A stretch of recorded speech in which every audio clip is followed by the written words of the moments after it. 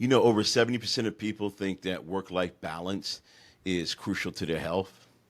And as an entrepreneur, you know this is kind of a factor because we go through challenges. If you see any of the most successful business people in the world, they tend to be married multiple times. They tend to have a fractured relationship with their children because they spend a lot of time putting work in and the family suffered.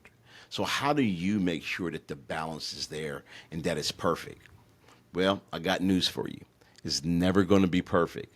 But today I'm going to share with you 3 strategies that the ultra successful use in order to try to get to that perfection.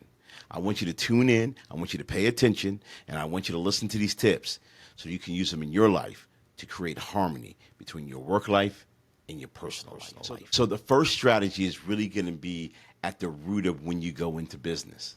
If you're already in business, then the other 2 might be things that can help you. But if you haven't went into business, you need to do one of the things I always argue about, the thing that I always spout on all my videos, and that is pour your heart into it by going into your passion.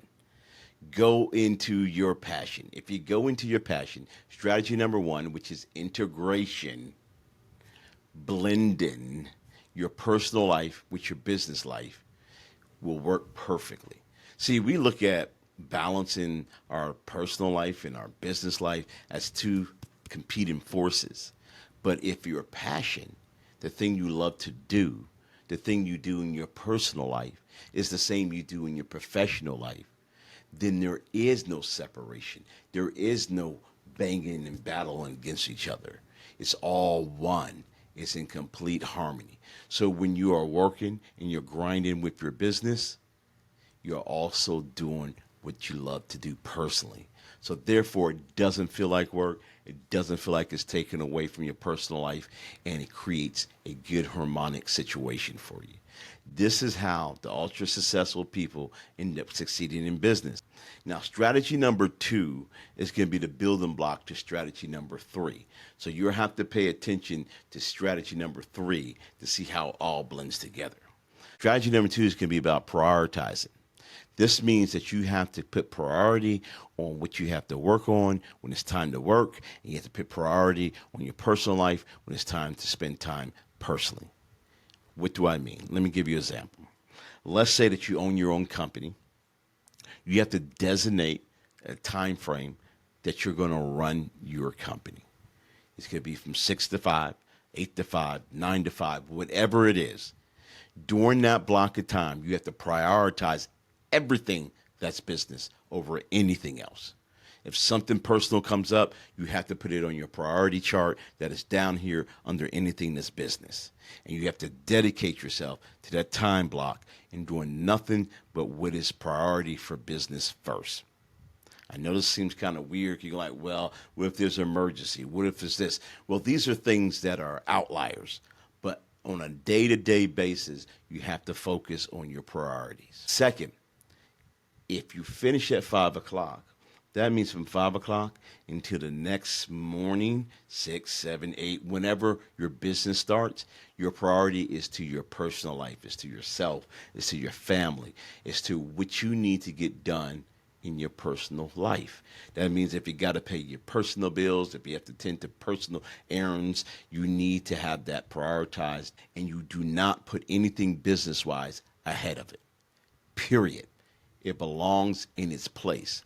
This is how the ultra successful do it. This creates a balance in your life. Yes, you can make it happen. I know right now, for some of you that are in business, it seems like, no, it's never ending. I'm working to 12 midnight. No, it's according to how you prioritize things, the way that you work. Now, I said number 3 would build on number 2. And this is how that works. You have to be productive. That's strategy number 3.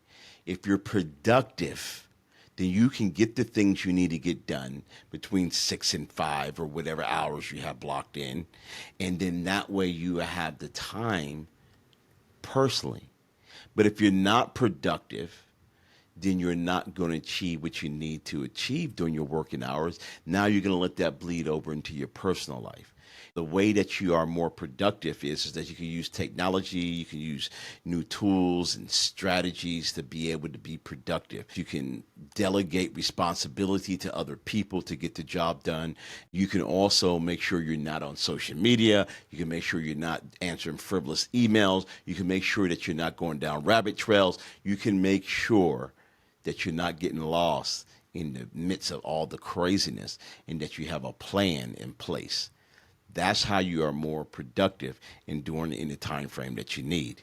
Now you have more time for your personal life. Okay, the bonus strategy that I use is this, that you're not me, I'm not you. What I consider to be a perfect balance is different than what you think is a perfect balance. You might have a different family makeup. You might have different scenarios. You might have different situations. And you trying to be my perfect balance is imperfect. You have to be perfect according to what you need to do, according to your workload, according to your family size. So you have to most definitely throw that out the window. Stop trying to be like everybody else when you're putting your balance together. Your family has different needs than my family, and you might have to have your hours differently, and you might have to prioritize differently than I do. Secondly, I believe work-life balance has seasons. What do I mean by seasons? Well, when you first go into business, you have to have your nose to the grind. You have to have your head down.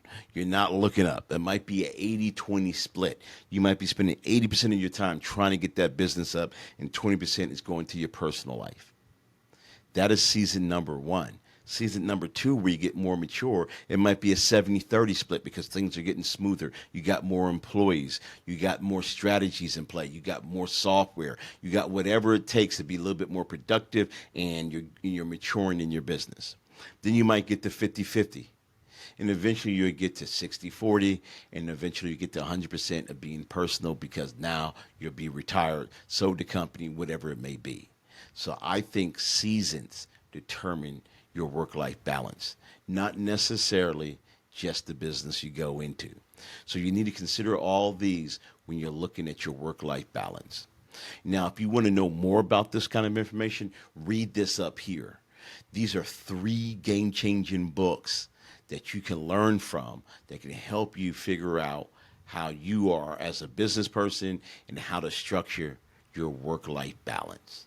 This is your boy J.I., a random podcast. I'll see you on the other side.